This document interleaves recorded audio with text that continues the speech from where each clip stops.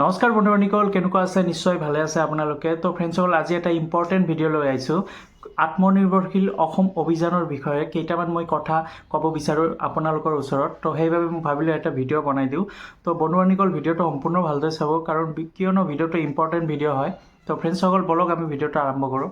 তো ফ্ৰেণ্ডসকল, আজিৰ ভিডিঅ'টো হৈছে যে আপোনালোকে ইতিমধ্যে আত্মনিৰ্ভৰশীল অসম অভিযান ইণ্টাৰভিউ দি আছে। তো কিছুমানে ইণ্টাৰভিউ দিছে, তো কিছুমানে ইণ্টাৰভিউ দিব পৰা নাই। এতিয়া কথা হ'ল যে আত্মনিৰ্ভৰশীল অসম অভিযানৰ এটা উদ্যম চাৰ্টিফিকেট আছে। তো যিসকলে উদ্যম চাৰ্টিফিকেটৰ বিষয়ে মোক কমেণ্টত জনাইছে যে উদ্যম চাৰ্টিফিকেটটো লাগিব নেকি, উদ্যম চাৰ্টিফিকেট হ'লে কি আমি এক্সট্ৰা নাম্বাৰ পাম নেকি, অৰ্থাৎ এই ইণ্টাৰভিউৰ বাবে সুবিধাজনক হ'ব নেকি উদ্যম চাৰ্টিফিকেটটো। তো সিহঁতক মই ক'ব বিচাৰিছোঁ যে উদ্যম চাৰ্টিফিকেটৰ বাবে কোনো ধৰণৰ আপোনালোকে একো নাম্বাৰ নাপাব, কিয়নো এইটো উদ্যম চাৰ্টিফিকেট। সেইবাবে আপোনালোকক এপ্লাই কৰিবলৈ কৈছে, কাৰণ আপোনালোকে এতিয়া বিজনেছ কৰিব, সেই লোনটোৰ বাবে উদ্যম চাৰ্টিফিকেট বনাব গৈছে। তো যিসকলে কেণ্ডিডেট উদ্যম চাৰ্টিফিকেট বনোৱা নাই, তো উদ্যম চাৰ্টিফিকেটটো বনাই লওক। কাৰণ ময়ো আত্মনিৰ্ভৰশীল অসম অভিযান লোনটো পাইছোঁ। তো সেইবাবে মোকো উদ্যম চাৰ্টিফিকেটটো বনাব বুলি কৈছে, সেইবাবে মই উদ্যম চাৰ্টিফিকেটটো বনাইছোঁ। তো বন্ধুসকল, আপোনালোকে চাব পাৰিছে, ডিছপ্লেত দেখাই দিছোঁ। তো এইটো হৈছে মোৰ উদ্যম চাৰ্টিফিকেট। তো ফ্ৰেণ্ডসকল, আপোনালোকে কিছুমানে মোক কমেণ্টত জনাইছে যে উদ্যম চাৰ্টিফিকেটটো কেনেধৰণে এপ্লাই কৰিব পাৰিব। তো উদ্যম চাৰ্টিফিকেটৰ বাবে আপোনালোকে DIC অফিচত গৈ এপ্লাই কৰিব পাৰিব, নতুবা আপোনালোকে অনলাইনৰ জৰিয়তে এপ্লাই কৰিব পাৰিব। তো মই DIC অফিচত গৈ মই এপ্লাই কৰিছোঁ। তো সিহঁতেই এই উদ্যম চাৰ্টিফিকেটটো মোক দিছে। বন্ধুসকল, যেতিয়া DIC অফিচত মোৰ ইণ্টাৰভিউ চলি আছিল, তেতিয়াই সিহঁতে DIC অফিচৰ সেই ছাৰহঁতেই মোক কৈছে যে উদ্যম চাৰ্টিফিকেট এটা বনাই ল'ব। তো কাৰণ ইয়াৰ পিছতো যদি মই লোনৰ বাবে এপ্লাই কৰোঁ, তেতিয়া মোৰ এই উদ্যম চাৰ্টিফিকেটটোই হেল্প কৰিব মোক। সেইবাবে উদ্যম চাৰ্টিফিকেটটো আপোনালোকে যদি বনোৱা নাই, বনাব পাৰে। এইটো বিজনেছৰ পাৰপছত এই চাৰ্টিফিকেটটো দিয়ে।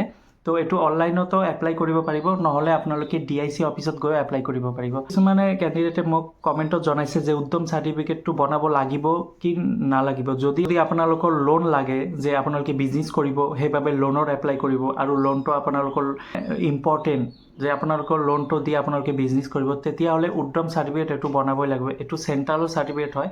তো আপোনালোকে উদ্যম চাৰ্টিফিকেটটো বনাই ল'ব পাৰে। এতিয়া DIC অফিচৰ ইণ্টাৰভিউ চলি আছে, আত্মনিৰ্ভৰশীল অসম অভিযান। তো আপোনালোকে DIC অফিচত গৈও সেই উদ্যম চাৰ্টিফিকেটটো এপ্লাই কৰিব পাৰিব।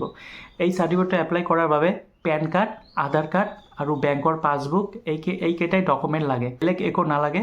তো ফ্ৰেণ্ডসকল, আৰু এই উদ্যম চাৰ্টিফিকেটৰ বাবে এক্সট্ৰা মাৰ্ক নাপাব। কিছুমানে কৈছে যে এই চাৰ্টিফিকেটৰ বাবে এক্সট্ৰা মাৰ্ক পাম নেকি, ইণ্টাৰভিউৰ বাবে এক্সট্ৰা মাৰ্ক দিব নেকি। তো এইটোৰ বাবে এক্সট্ৰা মাৰ্ক নিদিয়ে। এই উদ্যম চাৰ্টিফিকেটটো অকল আপোনালোকৰ লোনৰ বাবেহে হয়।